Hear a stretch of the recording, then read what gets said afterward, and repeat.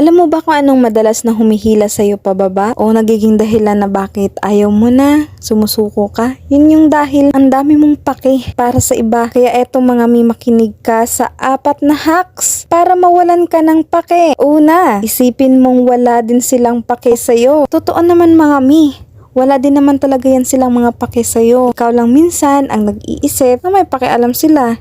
Iba kasing may pakialam sa nagmamarites lang. Pangalawa, yakapin ang sarili. Yung mahalin mo ang gusto mo, mahalin mo ang sarili mo. Self-love, diba? I-prioritize mo ang sarili mo, mi. Pangatlo, piliin ang mga bagay na may pake ka. Para hindi naman sayang ang energy mo na umikot ang mundo mo para sa ibang tao sa kung anong sasabihin nila. At panghuli, isipin mong ikaw din muna. Ang masusunod, wala nang baka anong isipin niya, baka ganito ganyan. Tama na. Deserve mo din sumaya. Deserve mo